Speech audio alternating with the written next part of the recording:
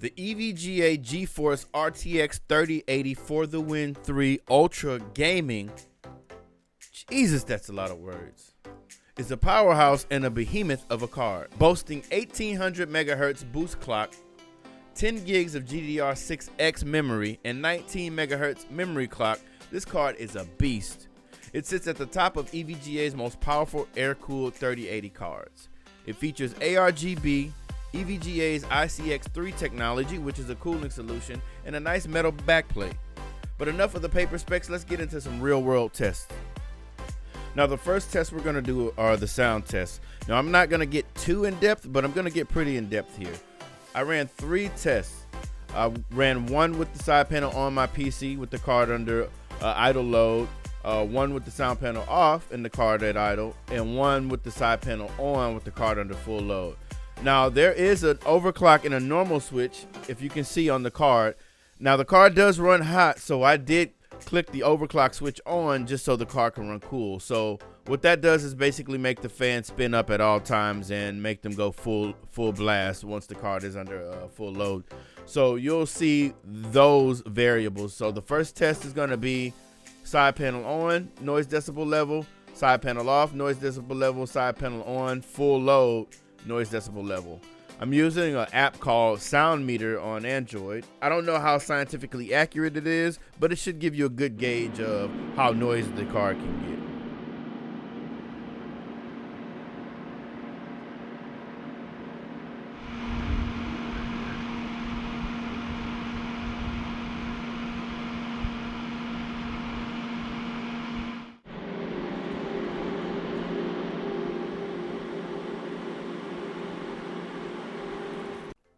Now, the next test we're going to get into are some of the graphical fidelity tests. I tested 2 games, Call of Duty Cold War and Cyberpunk 2077. Call of Duty Cold War was at 1440p with VSync off and all the settings maxed out, ray tracing on and ray tracing off so you can see the difference. And on Cyberpunk 2077, I did 4K 60 with DLSS 2.0 on and off and ray tracing on and off so you can see the differences through all the variables.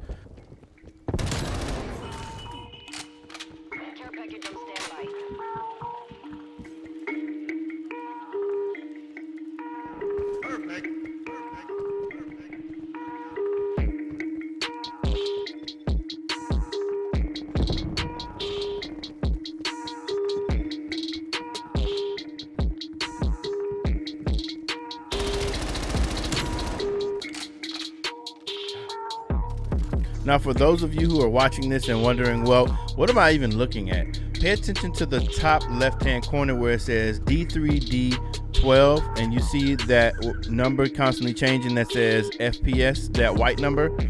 That's what you're paying attention to.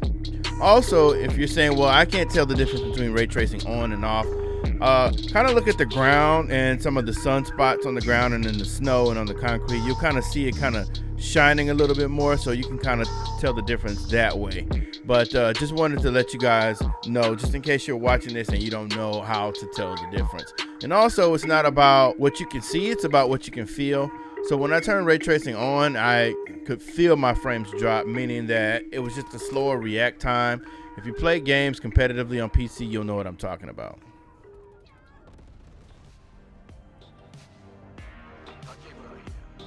Now we'll get into Cyberpunk.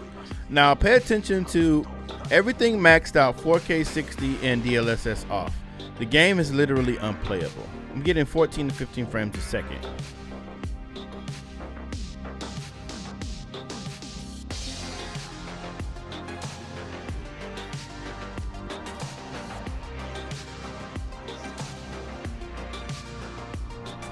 Now pay attention to when I turn DLSS on and ray tracing on Ultra 4K maxed out settings. I'm getting about 4K 60, which is what they wanted to target with DLSS 2.0 on.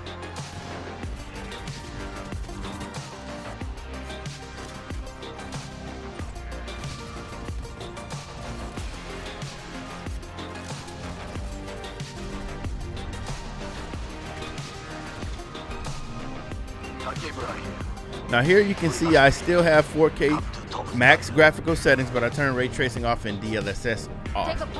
As you can see, I'm getting about 35 to 40 frames, 38, 39 frames. So as you can tell, you need DLSS on in this game for it to kind of look good. Not after everything that happened. That will not happen anytime soon. And so what?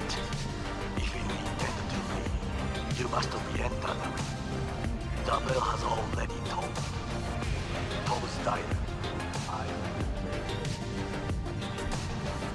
So here in this test, still 4K resolution, max graphical settings, but I turned ray tracing off and I left DLSS on, and I put it on ultra performance. As you can see, I'm still targeting that 4K 60, which is good. So, you know, it doesn't cost you anything to turn the ray tracing on this card with the DLSS on.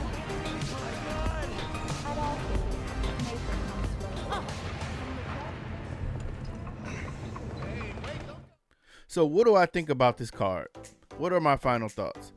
All in all, I think it's a great card. It can get loud, it does get hot, but with proper case cooling and fans, you can get around that easily. When I game with the side panel off, the temps drop by 15 degrees. As far as noise, I have my headphones on anyway when I'm gaming, so it doesn't bother me one bit. And if I'm doing office work, the fans aren't spinning up high and I'll have my side panel on, so it doesn't bother me anyway. If you can, go out and pick up this card. Just know that they're hard to find, and you know they're pretty on the higher end, higher price tag, so just be aware of that. But if you want a behemoth and a powerhouse of a card, yes, I'd say go ahead and pick this up. Well, anyway guys, this has been another Nerdflow review. If you liked the video, please like, subscribe, and don't forget to share. My name is Dope Gamer. I'm out. I'll see you guys in the next one.